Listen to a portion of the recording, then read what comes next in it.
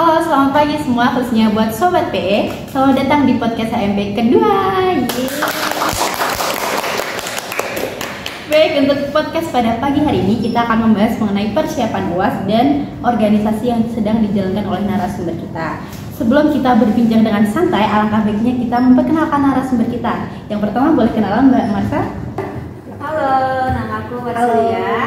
Aku biasa dipanggil Marcel, aku dari bidang tes. Oh, dari bidang tes. Selanjutnya. Halo, nama aku Faidatun Fairunisa, bisa dipanggil Bisa dari bidang Medicraft. Oh, dari Medicraft. Selanjutnya. Halo, aku Elsa Lina Saputri, biasa dipanggil Elsa, aku juga dari bidang tes. Oh ya, tadi kan udah perkenalan ya dari masing-masing narasumber kita. Udah kenalan kan sama satu lain? Udah dong. Ya, belum. Belum. Oh, belum. Oh, enggak apa-apa. Nanti lebih kenal lagi kok, guys. Oh ya, kita menyambung ke pertanyaan pertama boleh? Ya, kita kan ini udah akhir di semester ya. Teman-teman udah dapat info mengenai UAS belum? Udah. Bener kan? Kok Nisa ini seperti tersenyum terus ya? Oke, pertanyaan pertama ini buat narasumber masing-masing. Apakah ada teknik atau metode belajar tertentu yang menurutnya efektif untuk memahami atau mengingat materi UAS? Dimulai dari Mbak Marcel, boleh? Oke, kalau misalnya teknik dan metode belajar, kalau dari aku dulu sering aku terapin dari SMP, SMA dan juga kuliah ini. Yang penting itu memahami konsep.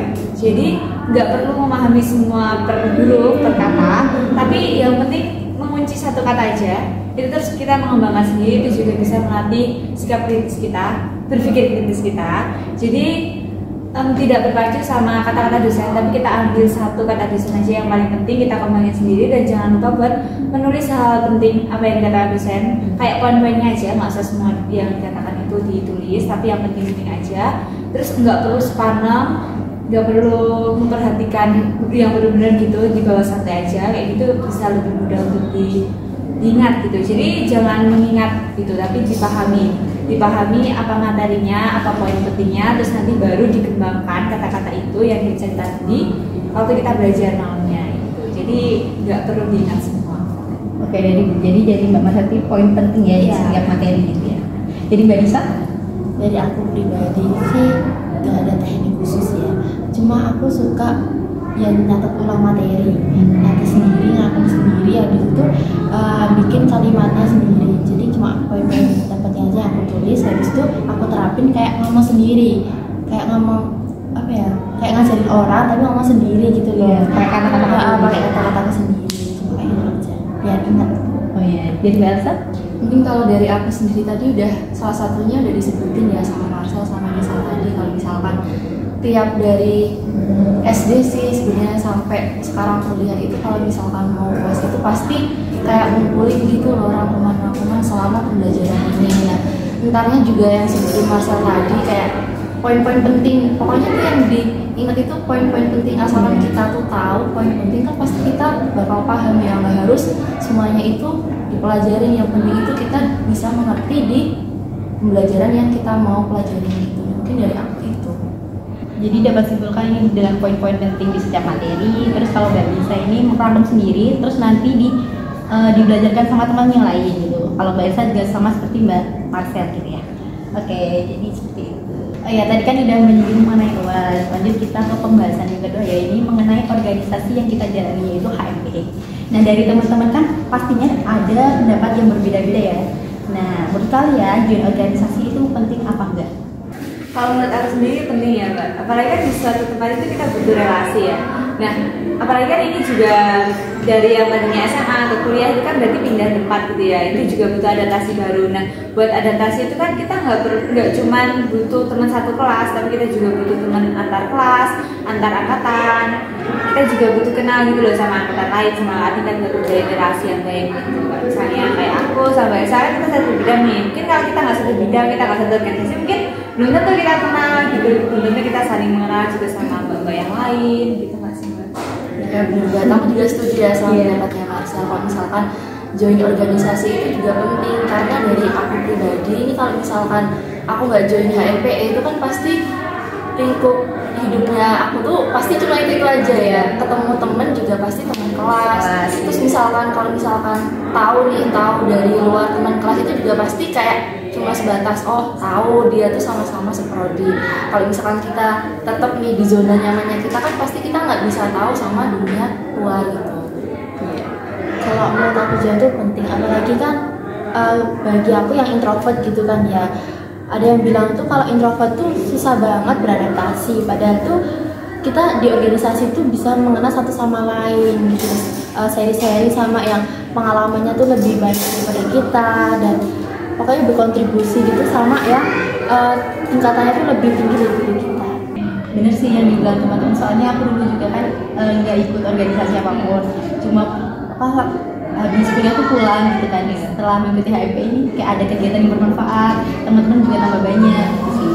Bisa melatih percaya diri juga nggak sih kayak Iya, misalnya benar. introvert itu kan kita biasanya kalau percaya diri gitu, kalau misalnya di organisasi ini kan kita biasanya buat itu kayak mau ke depan gitu. Iya, terus kalau misalkan kuliah biasa cuma kuliah pulang itu kan kayak nggak ada tantangan beda. sendiri ya. Kalau misalkan rapat itu kan kita harus ada nih jadwal buat rapat, nggak cuma langsung ini dari kampus langsung pulang. Dan Bener. di rumah pun juga pasti yang dikerjain cuma tugas kayak nggak ada kegiatan yang lain gitu. Juga buat ngelatih manajemen waktu gitu ya. Bener sih, berarti penting ya guys untuk menambah relasi juga sama Putih. Nah, menurut kalian ini kan udah join HMP juga ya, alasan utamanya apa buat join HMP? Sebenarnya kalau dari aku pribadi itu dari SMA itu kan sebenarnya aku nggak yang aktif model itu nggak ya, itu sih organisasi, tapi kan cuman sebatas ikut aja buat kegiatan, nggak sampai yang benar-benar mendalami kayak di HMP ini. Iya. Jadi menurut aku alasan pertama aku buat join HMP ini, aku nggak punya teman. Aku pengen di kuliah ini aku punya teman yang banyak. Aku pengen walaupun setidaknya mereka nggak mengenal aku mengenal mereka gitu loh. Jadi dan juga buat nambah pengalaman di UNY 4 tahun kayak cuman kuliah belajar itu kan bosen ya. Biar nggak kerasa nih, biar cepet banget 4 tahun itu terasa cepet gitu. Jadi banyak kegiatan. Kalau aku sih motivasi awalnya kayak gitu ya. Iya. Apa yang lain? Mungkin dari Tisa dulu. Kalau dari aku tuh kayak ada 3 unsur ya, kayak kan skill, koneksi sama prestasi. Nah, aku tanya ke diriku sendiri, apa sih alasan aku join, tujuannya itu tuh apa, buat apa? Kalau hanya cuma buat senang-senang aja kuliah organisasi kan nggak apa ya, bukan hal yang menyenangkan gitu kan. Kalau jadi aku tanya ke diriku, kalau misalnya untuk skill kan bisa mengembangkan skill, untuk koneksi kan dapat koneksi kayak kenal kakak-kakak ini kan ya gitu. Terus kalau prestasi kan kita bisa menunjukkan apa ya, kayak program kerja kita, ide kita itu bisa direalisasikan kayak gitu sih. Jadi alasanku tuh karena 3 hal itu. Kalau merasa. Yang penting kalau dari aku sendiri itu kan join HMPE itu gak dari awal kuliah ya. Nah mungkin dulu tuh pas aku kepikiran kuliah itu karena masih dari SMA ya, perubahan dari SMA ke kuliah itu kan butuh adaptasi ya. Nah itu tuh yang bikin aku tuh terlalu kayak mikir tugas itu tuh udah capek, jadi aku tuh buat join organisasi tuh kayak belum kepikiran gitu loh. Nah dari situ mulai ada ini pengumuman buat kepanitiaan gitu. Nah aku mulai ikut-ikut dari kepanitiaan. Terus selama aku ikut kepanitiaan nih, aku yang ngerasa ternyata enak gitu, gabung sama teman-teman yang baru, dapat relasi yang lebih luas. Dan kemarin juga pas HMPE itu ke oprek itu juga aku kayak udah ada tekad tuh loh, kayak misalkan aku harus join HMPE biar aku tuh bisa relasinya tuh luas, nggak cuma itu aja. Terus juga kuliah tuh ya bener kata Marcel tadi, 4 tahun masa cuma mau kuliah sama belajar doang, nggak ada kayak pengalaman selain di kampus gitu loh, yang kita tuh bisa keluar. Sampai kayak misalkan aku ikut prokernya PES itu kan ada pengabdian ke masyarakat ya, aku bisa keluar. Terus yang kemarin sosial project itu kan aku juga bisa ini ya, bermanfaat untuk orang lain keluar. Jadi di luar kampus gitu ya? Iya, jadi bisa mendapatkan pengalaman di luar kampus, bisa interaksi sama luar. Iya, Saat upgrade diri juga nggak sih? Bener-bener sih, bener tadinya. Terus dari yang introvert itu yang nggak bisa ngomong di depan orang, jadi ikut organisasi itu kan kita melatih public speaking juga ya. Jadi kita tuh bisa tahu cara gimana kita tuh ngomong dengan baik di depan orang, nggak ngerasa nervous gitu. Dari yang tadinya malu sekarang malu-maluin gitu. Kayak siapa sih? Iya juga sih. Oke, tadi kan udah apa ya, menyebutkan alasan buat join organisasi khususnya HMPE ya. Nah sekarang kita berlanjut ke kepanitiaan. Teman-teman kan juga pastinya udah di-plotting ke kepanitiaan kan. Nah pengalaman berharga apa yang pernah dilewati di kepanitiaan tersebut? Apa? Nah mungkin dari aku dulu ya. Kalau Iya. aku sendiri itu kan join HMPE itu pertama kali kepanitiaannya itu kebetulan tanggung jawabnya aku ya. Jadi otomatis kan kayak baru masuk, Iya. udah dapet tanggung jawab yang besar. Jadi kayak di situ tuh jadi tantangan sendiri buat aku. Gimana caranya aku tuh biar acara ini tuh bisa sukses. Nah dari situ kan aku kebetulan PJ-nya ya. Nah itu yang berhubungan sama pihak luar. Jadi nggak cuma di lingkungan mahasiswa. Nah di situ bener-bener aku tuh tahu gimana caranya menghubungi pihak luar, terus bisa berkomunikasi antara panitia yang ada di HMPE sama yang pihak dari panti asuhannya. Nah dari situ kan aku kayak tertantang sendiri gimana caranya bisa, pokoknya antara dua itu tuh jangan sampai miskom gitu. Nah alhamdulillahnya juga pas acara itu walaupun masih ada hal-hal yang masih tergolong kendala ya, tapi alhamdulillahnya bisa tertutup sama panitia-panitia yang membantu. Nah termasuk Marcel yang pas itu jadi isi acara. Makasih ya Marcel. Nah dari situ ya itu jadi terkesan banget gitu loh, apalagi kan proker pertama ya. Terus juga yang kedua ini juga ngelibatin pihak luar juga yang kebetulan juga proker dari PES. Nah dari PES ini tuh ada proker yang tadi aku sebutin yang pengabdian masyarakat itu. Nah itu kan juga berhubungan sama pihak luar ya. Nah di situ juga kita tuh sampai 2 hari otomatis kan nginep juga ya. Dari situ tuh kayak bisa ngerasa deket gitu loh sama masyarakatnya, sama anak-anaknya. Nah dari situ juga kayak ngerasa ternyata proker yang dijalanin sama HMP itu juga bisa berguna buat orang lain. Nah mungkin dari aku itu. Tapi sempet kaget ya Mbak? Ya mungkin pas dari awal itu kayak agak masih ini ya, kayak awam gitu loh. Iya. Kayak belum kayak merasa siap, tapi siap gak siap kan otomatis juga harus Iya, siap berjalan ya. juga. Nah, dari situ kayak udah jadi tertantang sendiri sama proker-proker selanjutnya, dan alhamdulillah juga sampai akhir kemarin udah bisa. Tapi udah selesai fotonya. Alhamdulillah udah. Oh, alhamdulillah. Kalau Mbak Nisa? Kak Mas udah. Oh iya. Ya, kalau misalnya dari aku tuh kan di awal HMP kan aku juga maksudnya magang dulu ya Mbak. Nah di magang tuh sebenarnya aku cuma mau coba-coba aja, nggak coba-coba sih, maksudnya tuh teman-teman tuh pada daftar HMP, aku juga magang HMP gitu, aku juga pengen ikut gitu. Tapi sebenarnya dari awal tuh nggak ada niatan mau join magang gitu loh, nggak mau ikut organisasi apapun, tapi malah tiba-tiba kecebur, nggak apa-apa. Nah itu sekalinya masuk udah dikasih jadi koor waktu itu, jadi koor sponsor. Jadi kalau sebenarnya kan tahu ya Mbak, cari uang itu nggak mudah. Itu sampai aku nangis gara-gara nggak dapet uangnya. Tapi ya akhirnya sampai di akhir itu dibantu sama yang lainnya, sama mbak-mbaknya juga sampai bisa monetasi gitu sih. Itu sih yang paling berharga. Di baru awal masuk aku nggak tahu budayanya gimana, budaya di HMPE tiba-tiba jadi koor harus ngikutin ini. Tadinya sih mau tantrum, tapi gak sih tantrum karena aku ya bisa buat nyamakan gitu loh. Terus yang kedua tiba-tiba lagi secara aku juga nggak tahu tiba-tiba bisa jadi koor acara SU yang aku sendiri nggak tahu SU itu kayak gimana, sampai katanya 2 hari itu mau buat apa ya SU, aku bingung sendiri gitu. Sampai tiap hari waktu itu harusnya udah libur tiap hari ke kampus itu, jadi itu kayak, tapi dari itu aku jadi kayak lebih deket gitu loh sama anak-anak PE, sama mbak-mbak juga. Dari situ aku juga nambah pengalaman juga relasi yang baik gitu loh sama kakak tingkat. Masya Siap, Allah. berharga. Iya, ini Sampai sangat sekarang menguras tenaga juga kan ya. Tapi ada sisi positifnya juga Iya. loh. Tadi kan Mbak Elsa kan bilang kalau hubungan ke masyarakat juga kan, tapi mengakrabkan sama panitia lain juga loh padahal. Iya. Kalau Nisa gimana? Kalau aku pribadi kan, aku nggak tahu kan bakal keterima di Medincraft dari awal. Terus pas penilaian pertama itu tuh kan nggak pernah memiliki pengalaman sama sekali di Medincraft juga. Di penilaian pertama menjadi staf DDD. Nah itu pertama kalinya aku mencoba desain-desain kayak seperti itu. Jadi kaget sih iya, tapi pengalaman sangat luar biasa sih. Tapi seneng nggak join HMP? Seneng banget. Yang bener. Apalagi Medincraft gitu ya. Seru, asik gitu asik desain-desain. Jadi nambah apa?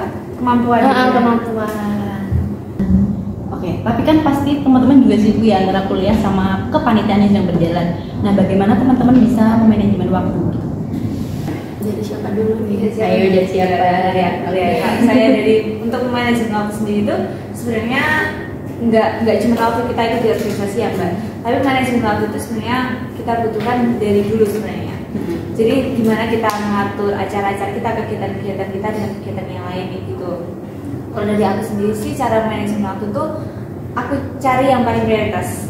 Aku menggunakan skala prioritasku, mana yang di situ tuh lebih urgensinya tuh lebih dekat gitu loh. Mana yang mungkin ya kalau misalnya itu tugas, mana yang deadline-nya lebih dulu itu bakal aku kerjain dulu. Dan tapi kalau misalnya deadline-nya itu lebih dekat tapi itu lebih gampang dikerjain, ya aku pasti akan ngerjain yang lebih susah dulu gitu. Jadi lebih ngelihat skala prioritasnya dulu sih, menggunakan skala prioritas itu tanpa mengesampingkan yang lainnya gitu, tapi juga tetap harus memikirkan yang lainnya gitu. Kalau pendapat Nisa? Kalau pendapatku itu mungkin udah dijawab sama Kak Marcel ya, tapi kunci poin utama itu menurutku komunikasi terbuka, entah antara nanti kita sama diri kita sendiri, sama organisasi tersebut, kayak gitu. Sebenarnya tuh kita join tuh untuk apa dan kuliah tuh untuk apa? Ya mungkin semuanya udah hampir terjawab ya sama si Marcel sama si Nisa, tapi balik lagi ke aku tuh dari dulu tuh kalau misalkan ada tugas tuh aku pasti ini ya berusaha untuk kayak ngecek, bahkan kalau misalkan aku tuh ada waktu dan mungkin ya harus diprioritasin sama kayak Marcel bilang tadi ya, itu mungkin lebih ke nyicil dulu, apalagi kalau misalkan ada kegiatan yang akan dilaksanain ke depannya. Jadi otomatis itu aku harus selesaiin kegiatanku sebelumnya sebelum aku lanjutin kegiatan selanjutnya. Jadi biar semuanya itu rata gitu loh kelakuannya itu. Jadi menentukan skala prioritas ya. Terus juga kalau di antara di organisasi sama kuliah sih, aku lebih itu sih kayak tetap ingat gitu loh tujuan utamaku itu kesini kan tetap mencari ilmu. Jadi prioritasku tetap ke kuliah dulu, terus organisasi itu buat hobi aja gitu.